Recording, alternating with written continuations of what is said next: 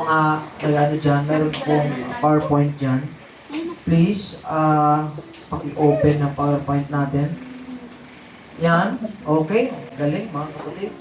Ang ating pong ito po ay may kinalaman sa plano ng Diyos at sa plano ng tao. Na napaka-importanting maintindihan natin ang plano ng Diyos at hindi lang maintindihan natin, kundi masunod natin ang plano ng Diyos. Amen. Amen. Let's focus on this verse, mga kapatid. Open the book of, siguro nandiyan na? Yung iba, iwan ko kung susunod, gagawin ko ba yung ulit yan? Para may dala kayong Bible. Jeremiah, si Jeremias, mga kapatid.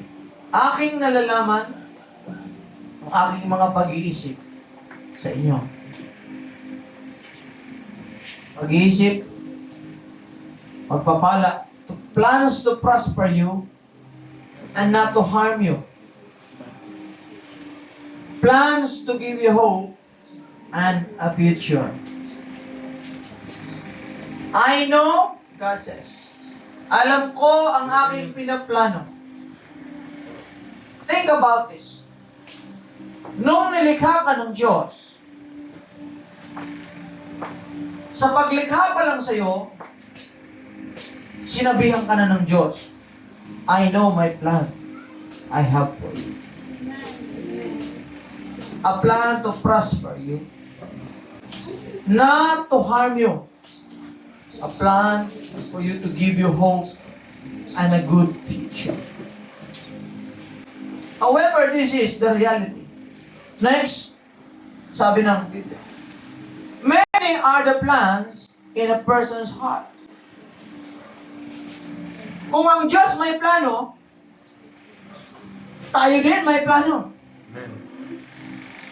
At ang sabi ng Biblia, many. But notice, but the Lord's purpose that prevails.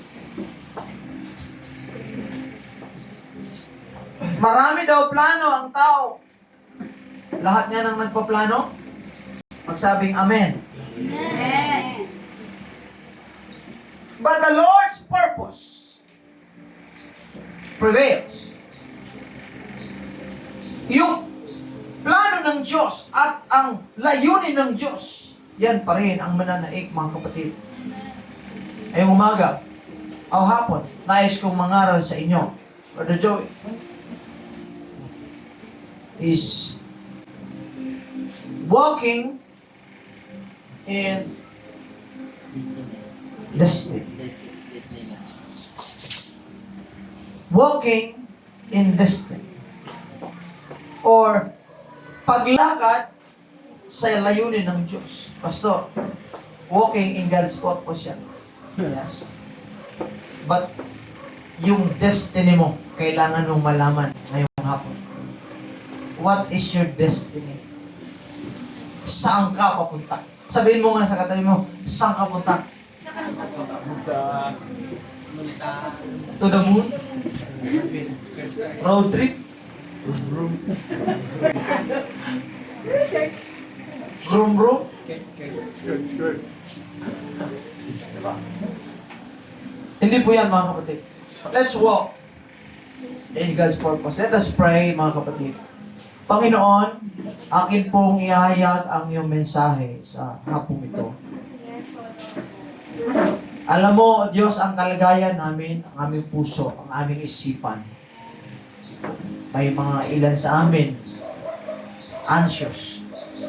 Ilan sa amin, may doubt. Ilan sa amin, nanghihina. Ilan sa amin, tinatamad. Ilan sa amin, natatakot. O ilan sa amin, nangangamba, Panginoon. Ikaw ang Diyos na makapangyarihan sa lahat. Lahat ng bagay na ito, Panginoon, pagalingin mo sa pamamagitan ng iyong kapangyarihan, ng iyong mga salita. Maging maayos ang lahat ng ito through the power of your word, O God. Alam namin ikay lumikha ng lahat ng bagay gamit ang iyong salita. At kung anumang bagay ang nasira, anumang bagay, Panginoon, ang nagugusot, you can make it through your word, O God. Kaya mong magpagaling sa pamamagitan ng iyong salita. Kaya mong gumawa, Panginoon, sa iyong mga salita lamang. Kaya mong bumuhay ng patay sa iyong mga salita lamang. At kaya mong mag-restore ng lahat, Panginoon, through your words. Let me speak your words today, God, and give us, O Lord, a heart of acceptance. A receptive heart, Panginoon, na matanggap namin ang iyong mensahe, O God, na hindi kami, O God, hallelujah, mag-resist sa iyong mga salita. Amin pong tatanggapin ng buong puso ang iyong kalooban at ang iyong mensahe sa atin ito. Thank you, Lord, sa amin pong visitor, O God. Patuloy mong pagpalain ang kanyang buhay. Nawa, Panginoon, ang knowledge and understanding and wisdom ay pagkaloob mo sa bawat isa. To God be the glory. In Jesus' name I pray. Amen. Palakpakan natin ng Panginoon. You may be seated. Walking in destiny. Amen. Walking in God's plan. Lahat tayo ay may sariling plano. Right? Plano sa career. No? Plano sa love life. Plano sa pamilya. Plano sa future, mga kapatid. Plano sa pag-aaral. Plano kung sino yung mamahalin mo. Plano kung sino yung liligawan mo. Mga youth. Plano kung anong gagawin mo sa pag-aaral. Every day, we make plans in our life. Amen. But the question today, mga kapatid, is, kasama ba ang Diyos sa mga plano mo? Amen. Imagine building a house without a blueprint.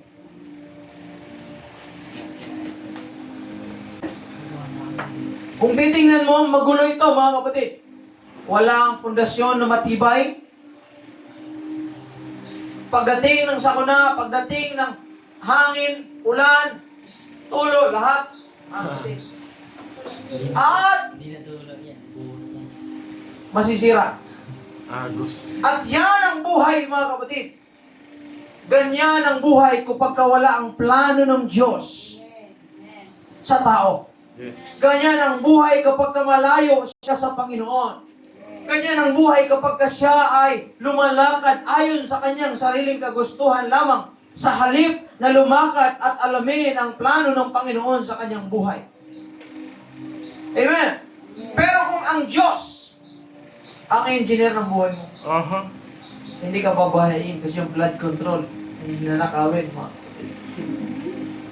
Hello? Kapag ka ang Diyos ang engineer, nagpaplano sa buhay mo, mga kapatid, hallelujah, sigurado ang future natin. Yes. It is the Lord's plan and it is the Lord's will. Purpose will prevail, mga kapatid. Ngayong hapon, nais kong mangaral sa inyo. Nais kong magsalita, mga kapatid. Titingnan natin kung paano matutupad at maisa sa buhay ang plano ng Diyos sa atin pong mga buhay. Amen. Aalamin po natin paano natin maisa katuparan yung plano ng Diyos sa atin. Before you walk in the plan of God, you have to understand first what is the plan of God. You have to understand the plan of God. Amen. Now, understanding the plan of God, para makapamuhay ka ayon sa plano ng Diyos, kailangan alam natin at nauunawaan mo ito, mga kapatid. Kailangan naintindihan natin na ang plano ng Diyos ay ito'y para sa atin, mga kapatid. You have to understand that. Now, the God is a God of planning. Hello? Amen. Ang Diyos natin pinaglilingkuran, Diyos na nagpaplano. Hindi siya nang tsatsamba. Okay? Hindi siya nangangapalang na parang, come what may. No. He plans everything, mga kapatid. Amen. Yung success mo, planado na ng Panginoon yan. In fact, bago kay silang, bago kay panganak, ang Diyos tapos na sa kanyang pagpaplano sa iyo. Kailangan lang simulan mo na execute yung gagawin mo para matupad yung plano ng Diyos sa buhay natin, mga kapatid. Yung blueprint ng success ay nandoon na. Kailangan na lang simulan. At hindi matatapos o hindi matutupad ang plano na yan hanggat tayo ay kasama natin ang ating pong Panginoon. Amen. Amen. Now, what are the plans of God in our lives? What are the plans of God? Now, ito yan. The plans of God in our lives is salvation. Amen. Ang plano ng Diyos is to save everyone. Hallelujah. Ang plano ng Diyos ay tayo ay iligtas. Mahal tayo ng Diyos. That is the main plan of God, is to save us from sin and restore our relationship with Him. Yung relationship na nasira ay ma-restore. Yan ang plan ng Diyos. Bakit gusto ng Diyos i-save ka? Kasi nga, ayaw ng Diyos na patuloy na maranasan ng kanyang mga anak ang paghihirap, ang misery, ang curse, nadala ng pagkakasala ng tao. Nadala ng pagkakasala ni Adam. That's why He provides the lamb that was slain from the foundation of the world. Sa kanyang mind pa lang, alam niya na ang gagawin ng tao. Pero kahit ang tao gumawa ng pagkakasala sa harapan ng Diyos, ang Diyos ay gumawa, nag-provide na mga kapatid ng kanyang offering para ma-restore muli ang tao sa Kanya. Parang wala akong kausap ngayon. Amen. That plan is perfect plan of God, mga kapatid. Verse, for God so loved the world. Mahal ka ng Diyos. Amen. Pasalamat ka at pasalamat ako. Amen. Mahal tayo ng Diyos. Amen. Amen. Nung nagmahal siya, ibinigay niya ang lahat sa atin, mga kapatid. And that plan is perfect, Brother Mike. God's plan is perfect. Yes, our plans in life, bilang mga tayo, mga kapatid tao, maaaring ang mga plan natin mag-fail. Marami tayong planong nag-fail, mga kapatid. But always remember, the plan of God never fails, mga kapatid. Amen. Kung si Lord nagplano to prosper you, not to harm you, ang plano ng Diyos ay to give you good future and a good and a hope, mga kapatid. It will not fail. Hindi po ito mag-fail dahil yan ang plano ng Panginoon. He sees a bigger picture in our life. Ang gagawin natin, we have to trust Him. He wants to save us. Now that we are saved by grace through faith, kailangan alamin mo na itong plano ng Diyos. Ang plano ng Diyos, hindi lang ikaw, lahat. Amen. Pati pamilya mo, Amen. kamag-anak mo, kaibigan mo, gusto nung iligtas ng Panginoon. And I pray unto the Lord that tayo ang magiging channel na ang ating mga pamilya ay makakilala sa Panginoon. Na ang ating mga kaibigan ay makapanumbalik sa Diyos. Na ang ating mga mahal sa buhay ay makilala nila ang Panginoon, mga kapatid. Because Jesus is already in us. He wants to save everyone, mga kapatid. Aha. Pangalawa, mga kapatid, ang plano ng Diyos ay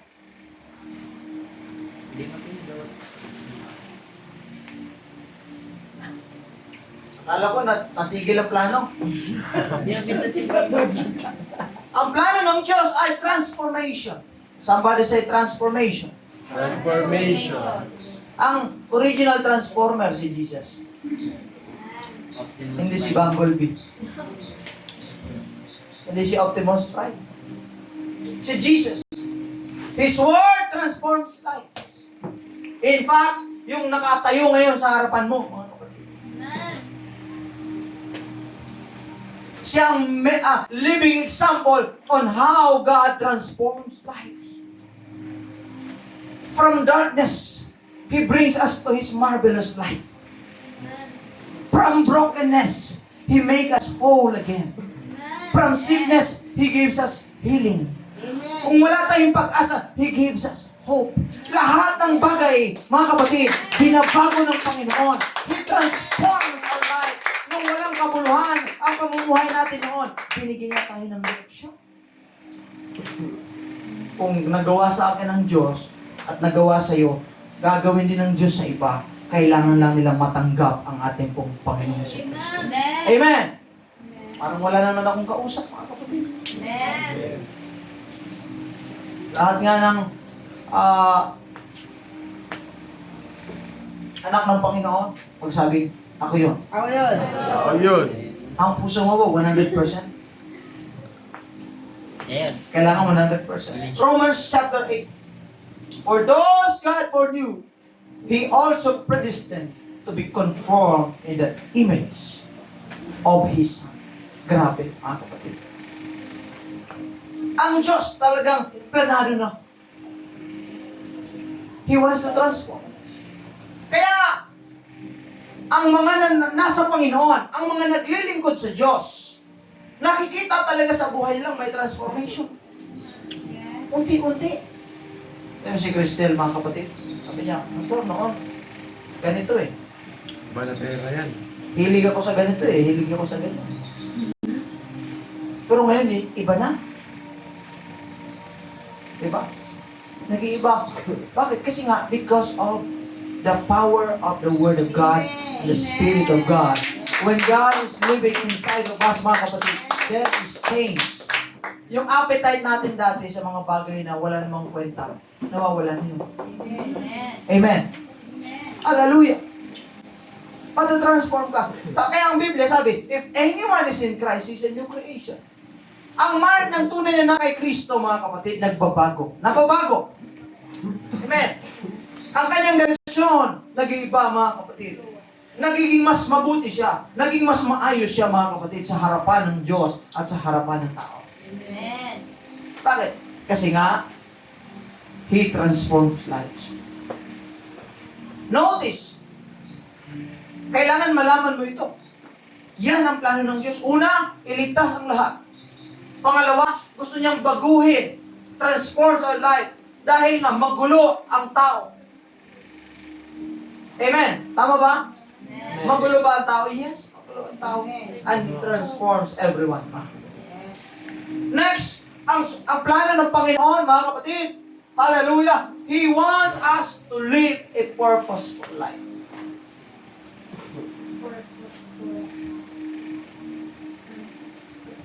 Sabi ng isang preacher, the greatest tragedy in life is not death,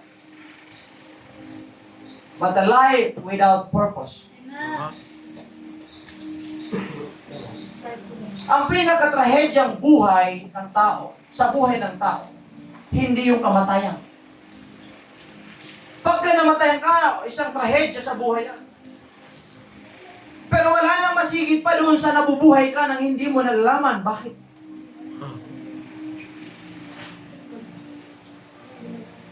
You keep wandering in your life. Paikot-ikot ka lang without direction. Amen.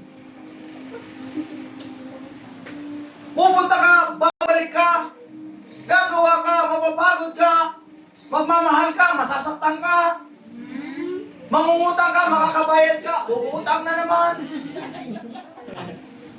Manliligaw, mababasted, ligaw, busted na naman. Ay. Do you experience this kind of cycle in life? Si Lolo, lasinggo, si Tatay, lasinggo, ako ayaw ko kaya naging ginagawa ko rin. That's the cycle of life. Si Lolo broken, si Tatay broken, ako magiging broken din. Hindi yan maging broad. Lord. Huwag mong hayaan. Kaya ka tinawag ng Diyos dito. Dahil God wants to transform your life and begin to live with purpose and begin to walk on His plan. to walk on the divine plan of God. If you walk in the plan of God, there is success. Why? Because ang nagplano, sabi niya, alam ko ang plano ko sa iyo. Hello? Amen. All we have to do is to believe, to trust the plan of God. Amen? Amen. He wants us to live with purpose. Mayroon siyang specific works prepared for you to do. In fact, ikaw, nandito ka ngayon because there is something that God wants you to do na hindi magagawa ng iba. So, none of us here is an accident. Walang aksidente. Kahit sabihin mo, anak ako sa labas. No. Anak ka sa labas, anak ka sa loob.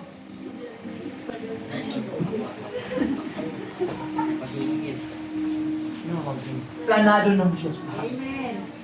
Maari hindi mo nakikita kung anong plano ng Diyos, but trust Him. Trust the planner. Trust the Creator.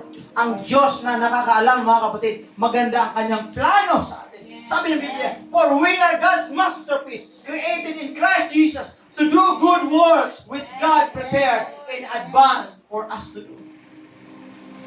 Bago ka ipanganak, alam na ng Diyos ang kanyang gagawin para sa iyo. Kailangan alamin mo lang ang iyong purpose. Amen. Hindi ka na mag-wonder. You will not live aimlessly. Yung parang wala ka, tataka, anong gagawin ko? Diba? Every day, ano sunod? Anyari? Sana naman ako pupunta? Ano naman gagawin ko? Kapag ka nasa Panginoon ka, malalaman mo at magiging pantas ka. Amen. Malalaman mo ang gagawin mo sa buhay. And you will begin to experience a true life when you find your purpose. Yes. Amen. Sino nagbibigay ng purpose sa'yo? Ha? Sino bang nagbibigay ng purpose sa atin? Ang Panginoon. Amen. Kailangan kilalanin mo ang Panginoon. How can we know God? Kailangan mag-spend tayo ng time sa Diyos. Kaya nung nagpunta ka sa church sa araw na ito, hindi ka nagkamali. Tama ang desisyon mo na pumunta ngayon, kapatid. Tama ang desisyon mo na bumangon. Natamad ka. Kahit nahihirapan ka. Amen. Yes. Sino dito yung alam na ang purpose niya sa buhay? Amen. Amen. Ha? Do you know your purpose in life? Kapag hindi mo alam, mamumuhay ka nang hindi mo alam. Bakit? Payong Why are you here?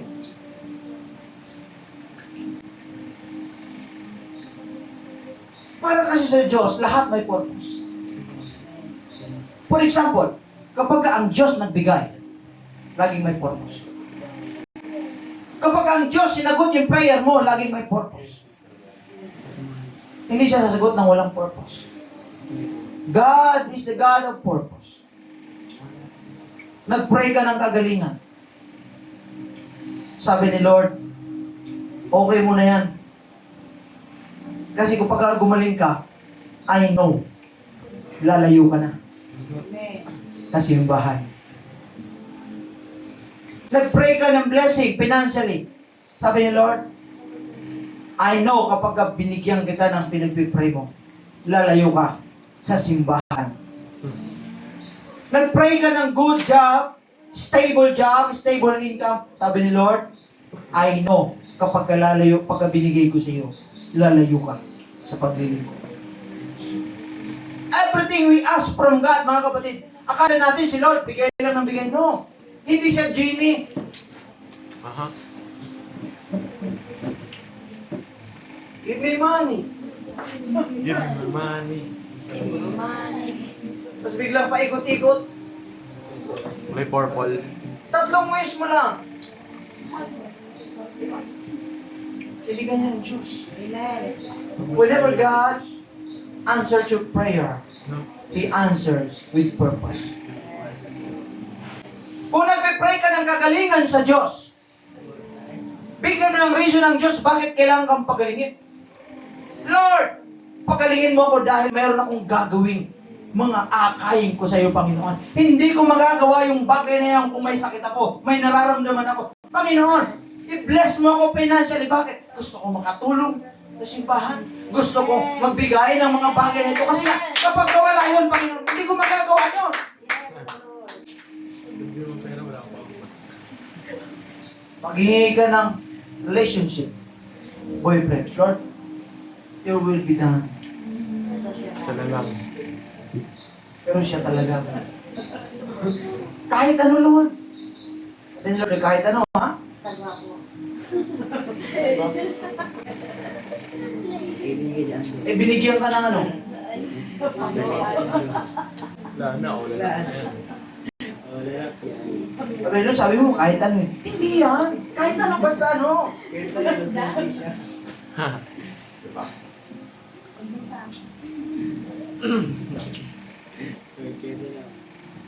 Lagi may purpose ang Diyos. Pero kung sabi, Lord, let your will be done. Gusto ko ng someone na maglalapit sa akin sa iyong presensya. Yes. Ang gusto ko, mamahalin ko yung taong ilalapit ako sa iyo. Yes. I-lead ako sa tama. Sabi ni Lord, Yun. yes, of course. Ako ba yun? Diba? Totoo na yun sa akin. Kaya sabi ko, sa mga young people, lalo sa mga kababayan, o konti lang yung mga kababayan, diba kung saan yung iba? Kapag ka, ikaw, mahal mo si Lord, tapos yung mahal mo, hindi niya mahal si Lord. Wala na, tinis na. Sunday pa lang, mag-aaway na kayo. Tama. Yes. Wala na eh. Kasi nga, gusto mong pumunta sa simbahan, siya ayaw. Eh, lalo na kung babae ka. Sinabihan ka ngayon ng mister mo. Sabi ka na, boyfriend, pa, sunod ka ngayon. Di ba, mag-aaway na kayo. Wag, wait lang. Emo. Ano ganyan sa lalaki? Sabihin no, nililigawan mo, hindi, magdi-date tayo ngayon. Sabi mo, hindi, magsisimba muna tayo. Hindi, magdi-date tayo ngayon. O sige, kapag ka nagsimba ka, hindi na kita papansinin. Sabihin mo, okay Lord, maintindihan mo naman siguro. Wow. Punta ka sa Hello? Kaya dapat, ikaw, nagmamahal ka sa Panginoon. Ipag-pray mo sa Lord, yung nagmamahal din sa Panginoon. Yes. Amen. Hello? Parang wala akong kausap, mga kapatid. Amen. Hallelujah. Ang kalooban ng Diyos, ang purpose ng Diyos, ang dapat. Kasunod. Naghihingi ka ng pera. Para saan? Para pang lakwatsa. Pangligo. Manlibit sampo. Ano pa? Sabi ni Lord, hulugan kaya kita ng barya. Yung isang sako. Tingnan natin kung kaya mo. Hindi ka mapisat. Ang taas nun sa langit galing. Ilaglag sa'yo. Isang sakong barya. Depende. Diba? Matim ka. Kapag ka naghingi tayo sa Lord, pray tayo, Lord, bless mo financial. Dapat laging mayroong pakinabang sa kaharian ng Panginoon. Amen. Bless ka ni Lord. Bless ka kay Jesslyn. Yung gift ni Lord na binigay sa'yo, yung talent mo na binigay. Binigay ni Lord yan. Yan yung provision ng Diyos sa iyo. Ano bang meron sa atin? Provision ng Panginoon. And we have to honor God in everything, in every provision na binigay niya sa atin. Kapag hindi mo inunod ang Diyos, sabi ni Lord, diba? Lord, gusto mo lang pala magkaroon para sa sarili mo eh. Sabi nila, wala na ako reason para bigyan ka. God is a business-minded God. Okay, notice yung binigyan niya ng talent. Nakita niyo yung binigyan ng talent? Sabi niya, kailangan may profit. Kailangan may tubo, ROI. Alam mo yung ROI? Return on investment. ROI. Return on investment. Kailangan may tubo. Nag-invest ako sa'yo, kailangan may tubo. Ganun ang Panginoon. Mga kapatid. Kaya pagbalik ng Panginoon, yung isa, binigyan ng 5. Tumubo ng 5. Yung isa, binigyan ng 2. Tumubo ng 2. Yung isa, sabi niya, binaon niya, wala siyang ginawa. Anong ginawa ng Diyos? Pinarusahan. Sabi niya, ikaw na masama. Ikaw na taong tamad. Parurusahan. Right. Business ang Diyos. So, we have to understand, we have to honor God that lahat ng ibinibigay sa atin may purpose. Maging kapakinabang sa kaharian ng Panginoon. Kaya pagdating sa Diyos, hindi tayo nagdadamo. Pagdating sa Diyos, open tayo sa Panginoon, mga kapatid. Pagdating sa Diyos, wala tayong inaatrasan. Pagdating sa Panginoon, yes tayo. Pagdating sa lahat, para sa Panginoon, mga kapatid. Yes! Purpose of God. Next, mga kapatid.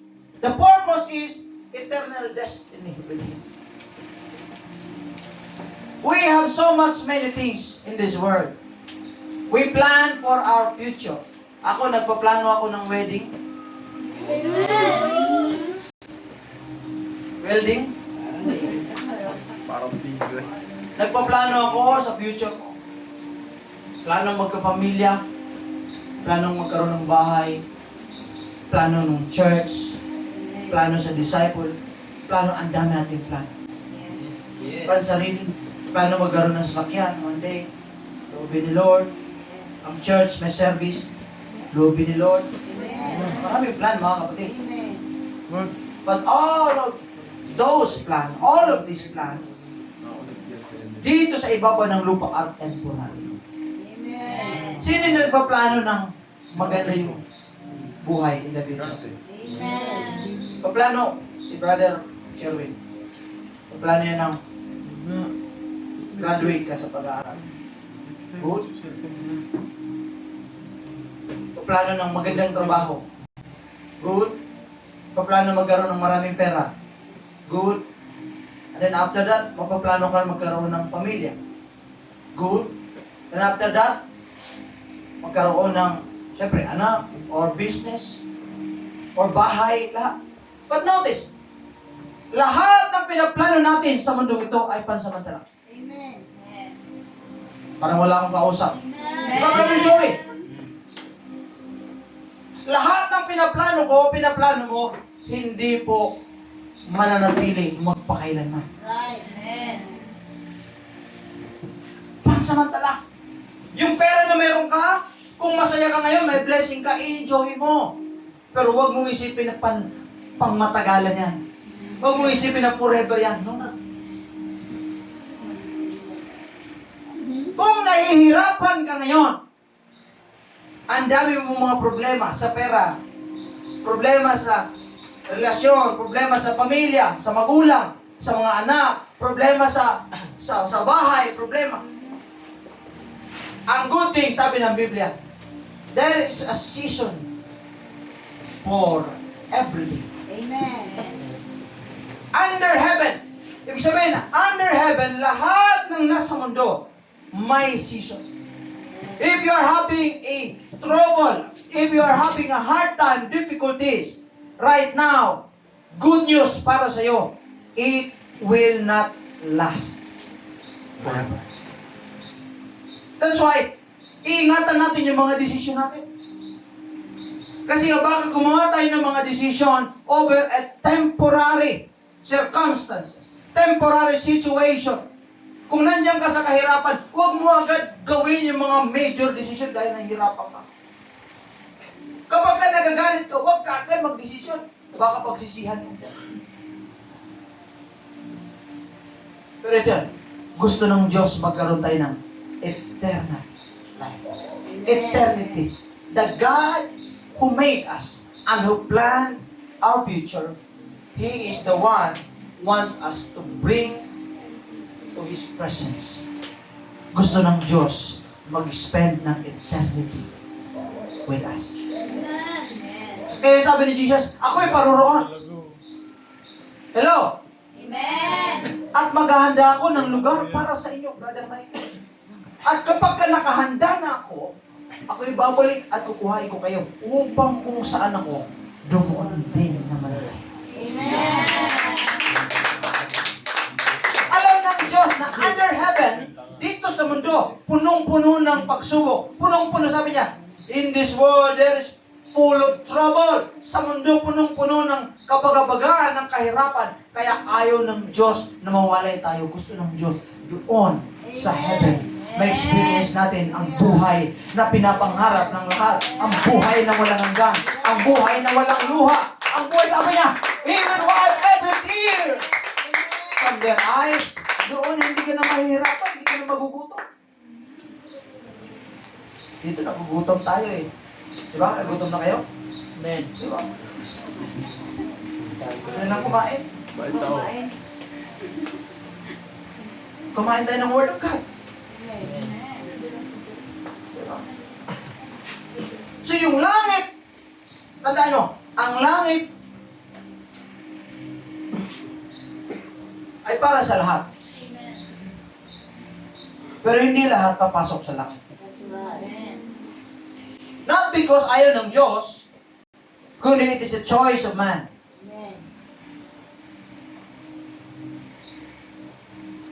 Ang langit maganda, gusto ng lahat. Kaya lang, hindi lahat papasok doon. Dahil there is a requirements for us to enter into heaven. And Jesus said, I am the way, I am the truth, and I am the life. No one comes to the Father except by me. Ibig sabihin, if we believe that heaven is the kingdom of our God, He is the King of heaven. He reigns in heaven. Doon siya naghahari, mga kapatid. At siya lang ang may hawak ng susi para doon. Without Him, hindi tayo makakapasok doon. Kaya kailangan si Jesus Christ matanggap natin, mga kapatid, sa buhay natin. Ma-register ang ating pangalan sa kaharian ng Panginoon. Matanggap natin yung kaligtasan na inalok ng Panginoon. To live with Him in eternity. That's the plan of God. Diretso mo, brother. Now, ang plano ng Diyos nakasulat sa Biblia. Inihayag niya ang kanyang plano sa kanyang mga salita.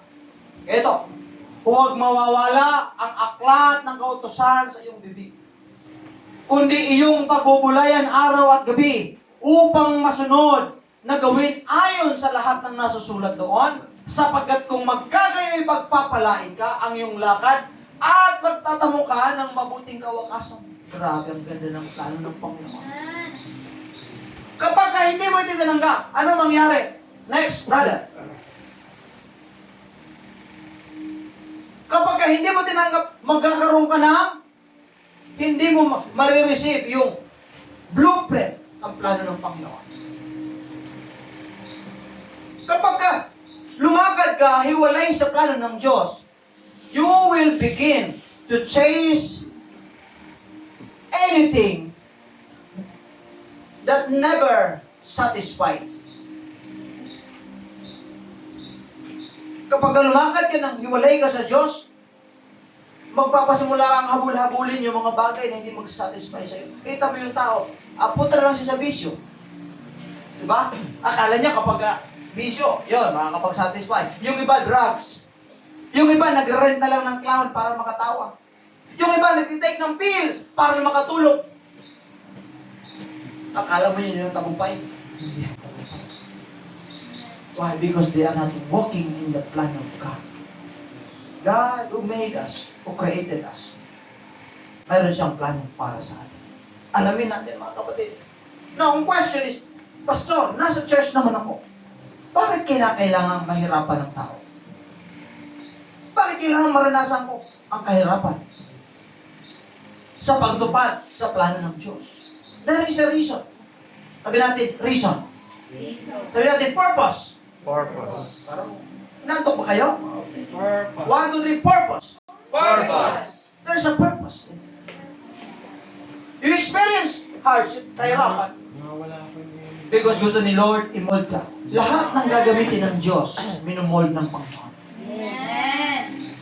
Lahat ng taong gustong gamitin ng Diyos, inihahanda ng Diyos. Ang pinapadaan niya sa mga hardship and challenges to refine you, to mold you into what God wants you to be. He is the refiners of our character, mga kapatid. Ang kahirapan, yan yung nag-shape ng personality natin, ng character natin, mga kapatid. Kaya ka ganyan ngayon dahil ang dami mong kahirapan.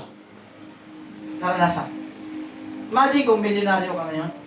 Nasa church ka kaya? Brother Jezreel, baka nasa bar ka? Baka ng babae ka? Baka nga. Kung milyonaryo ka ngayon. Kaya pasalamatan mong Diyos. Sabi, Lord, thank you, hindi ako milyonaryo. Yan. Kung milyonaryo ka ngayon, baka nandun ka, nag-drugs ka. May access ka sa lahat. Sino pipigil sa'yo? Wala. Kaya pasalamatan mong Diyos, hindi ka milyonaryo. Sabi, Lord, thank you, hindi pa ako milyonaryo. Parang wala akong kausap ngayon. Hindi pa ako milyonaryo, pero darating pa lang. Makita. Kung darating ka sa punto niyon, mayroon ka ng salita ng Diyos. Which is nag-guide sa atin. Romans chapter 5. Suffering produces perseverance, character and hope. Suffering produces, doon tayo nagkakaroon ng marunong tayo magtiis because of hardship. Alam mo, this generation is the most impatient generation. Sino dito yung 90s? Sino yung pinanganak ng 2010 pataas? Hindi lang, hindi ba? Impatient, laging gustong instant, mga kapatid. Di ba? Instant noodles. Instant lahat. Lahat instant na eh. Instant baby. Yan. Ay, pabi. Maraming instant, mga kapatid. Gusto ni Lord, i-refine yung karakter natin. Kaya habang nandito ka, sabihin mo, wala pa akong pera ngayon. Pero hinuhubog ng Diyos ang karakter ko. Na even if magkaroon ako ng blessing, even magkaroon ako ng maraming pera, ang pipiliin ko pa rin ang plano ng Diyos over my life. Tinitingnan ng Diyos ang puso mo, ang iyong pagkatao. Kasi kapag may pera ka, tinitingnan ng Diyos paano mo, inaayos, minamanage, meron ka. Kapag wala ka, tinitingnan ng Diyos, ano yung magiging reaction mo. Pero yung character ganito eh. Yung character mo remains the same, meron o wala, mahirap o hindi, tag-ulan o tag-init. Ang character remains the same. That's why, ang number one remains number one. Kahit taglamig o tag-init, kahit sa Pilipinas o sa Amerika, ang number one remains number one. We call this character. Amen. Ang character mo hindi nababago ng circumstances. Kapag mahirapan ka, ayaw mo na, nagbabago na, hindi ganun. Ang tunay na taong may character, mga kapatid, in the good times, in the bad times, ang kanyang position, ang kanyang puso, remains the same in God. Kaya habang wala ka pa ngayon, tinuturuan ka ng Diyos to mold your character. Kailangan purihin natin ang Panginoon. Sambahin natin ang Diyos. And it teaches us to depend on God. To be dependent on God. Ano ibig sabihin? Pastor, didepende tayo sa Diyos. Hindi aasa lang. Didepende tayo sa Panginoon. Ano ibig sabihin? Pastor, umasa lang. Yung umasa, wala ka nang ginagawa. Pag sinabing, you depend on God, mga kapatid, and everything that comes in your life, pagsubok man yan. Yes. Pagsubok man yan, ano man kahirapan, you depend on God. Hindi ka nakadepende lagi sa emotion mo. Hello? Hindi ka nakadepende sa mood swings. Hindi ka nakadepende lagi sa gusto mo, mga kapatid, kundi nakadepende ka sa sinasabi ng salita ng Diyos. Kasi nga, ang ating pong feelings ay pabago-bago. Mahirap pagkatiwalaan. Amen. Ang sabi ng Biblia, ang puso ang siyang Madaya. madaya. Kaya daming nadaya eh. Kasi nga, ang sabi ng mundo, follow your heart. Kala mo yun. Pero sabi ng Biblia, ang puso ang pinakamadaya. Diba? Pero sabi ni Jesus, follow me. I am the way, I am the truth, and I am the life. No one comes to the Father except but through me. So bilang mga Kristiyano, hindi heart, kundi si Jesus Christ. Why? Bakit worth it na sundin si Jesus Christ? Kasi hindi siya pabago-bago. Amen. Establish ang kanyang salita.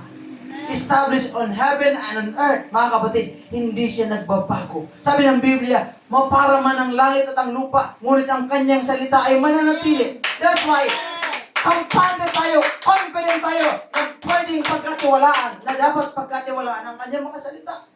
Over our heart. Kasi swing natin, yung emotion natin, mamaya okay ka. Bukas hindi na. Tama. Diba? Mamaya, feel mo pumunta sa church. Mga ilang oras lang, ayaw mo na. Tama. Diba? Pagtitiwala ka ba sa ganun pabago-bago? Oh, mga kababaihan. Kapag yung mga nanliligaw sa inyo pabago-bago. Diba? Hindi basta sa pagkakatiwalaan yan. Walang honor, walang isang salita. Mahirap pagkakatiwalaan yan. Pero ang isang tao may isang salita at hindi siya pagbago-bago ng kanyang mga desisyon. Hindi siya pagbago-bago ng kanyang mga ginagawa, mga kapatid. Iyan ay established. Pwedeng pagkatiwalaan. At yan ang salita ng Diyos. God still the same yesterday, today, and forever.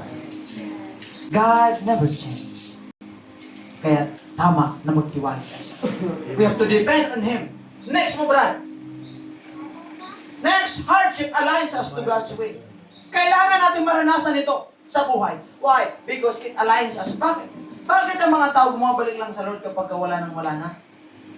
Aha. Tama ba? Yes. Kapag wala na silang malapitan, saka sila babalik sa Diyos. Kapag hayahay ang buhay, di ba? Kalimutan si Lord. Kapag wala na, may problema na, balik na naman kay Lord. Oh, Lord!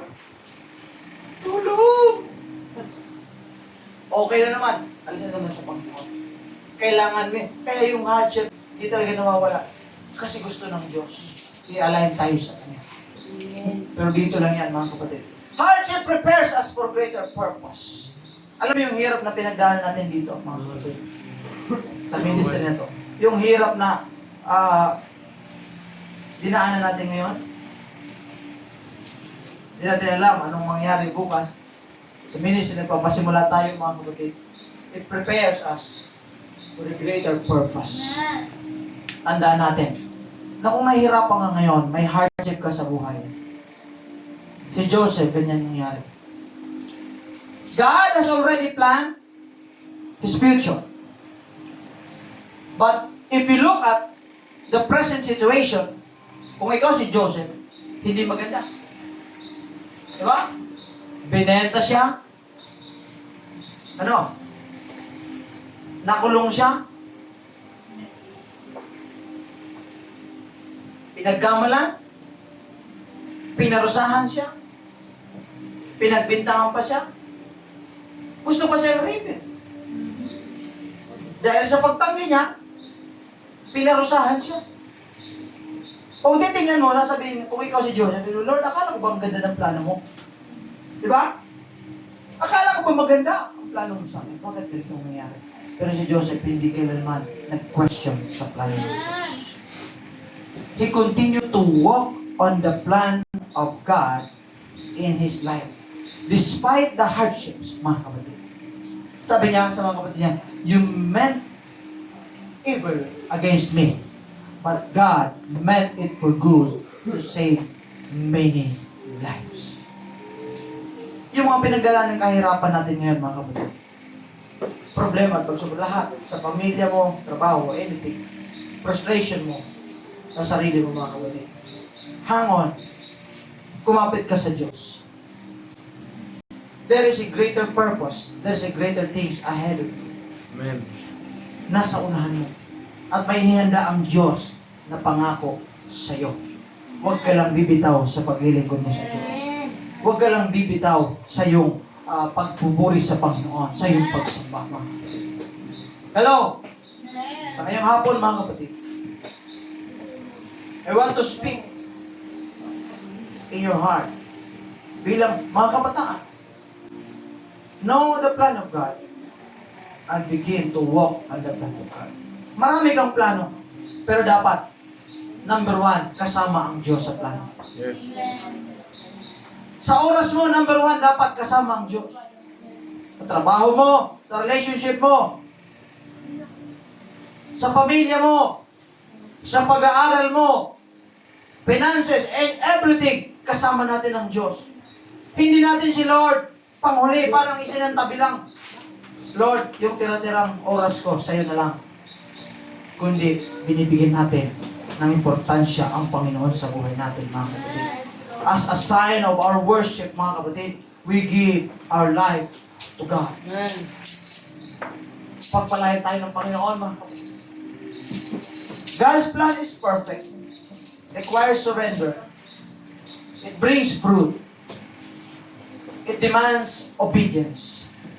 It involves process. And it produces eternal impact. Palakpakan natin ang Diyos. It requires surrender. Kung yung plano mo, hindi mo isusurrender sa Panginoon, manatiling plano mo at ikaw ang masusunod sa sarili mo. Hello? Now it's between you and God. Sinong masusunod sa inyong dalawa? Ikaw o si Lord? That's why God requires surrender. Brings fruit and obedience. At itong process na pinagdadaanan natin. Sa mga nag-aaral, enjoy niyo ang process. Amen. Sa mga nagtatrabaho, enjoy niyo ang process. Kailangan lang may plano tayo. At yung plano natin, isinasabit natin sa plano ng Panginoon. Palakpakan natin ang Diyos, mga kapatid. Kamay tayong lahat. Hallelujah.